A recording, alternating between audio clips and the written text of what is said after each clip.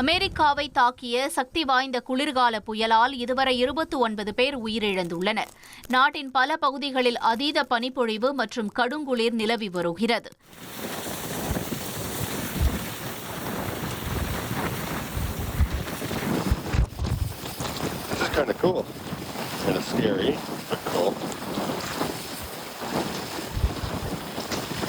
தெற்கு மாகாணங்களில் உறைபனி காரணமாக மரங்கள் மற்றும் மின்கம்பங்கள் முறிந்து லட்சக்கணக்கான வீடுகள் மின்சாரமின்றி இருளில் மூழ்கியுள்ளன. ஆர்கன்சாஸிலிருந்து நியூ இங்கிலாந்து பிராந்தியம் வரை புயல் பரவியதாக அதிகாரிகள் தெரிவித்துள்ளனர். நெடுஞ்சாலைகள் மூடப்பட்டு விமான சேவைகள் ரத்து செய்யப்பட்டன. பென்சில்வேனியா வடக்கு பகுதிகளில் 20 அங்குலம் வரை பனிப்பொழிவு பதிவாகி குளிர் 25 டிகிரி ஃபாரன்ஹீட் வரை குறைந்தது.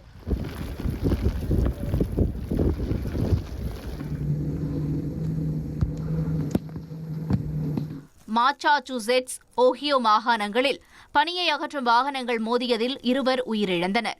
ஆர்கன்சாஸ், டெக்சாஸ் மாகாணங்களில் பனிசறுக்கு விளையாட்டின் போது 2 சிறுவர்கள் பலியாகினர். நியூயார்க் நகரில் மட்டும் கடுங்குளிரால் 8 பேர் உயிரிழந்ததாக அதிகாரிகள் தெரிவித்தனர். மிசிசிப்பி மாகாணம் 1994க்கு பிறகு தற்போதுதான் மோசமான உறைபனியால் பாதிக்கப்பட்டுள்ளதாகவும் தெரிவிக்கப்பட்டுள்ளது.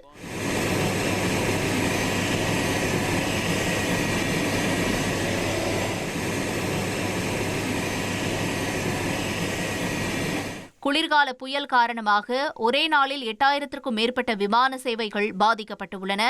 புயலுக்கு பின்னர் கடுங்குளிர் தொடரும் என்பதால் பொதுமக்கள் எச்சரிக்கையுடன் இருக்குமாறு அதிகாரிகள் அறிவுறுத்தியுள்ளனர்.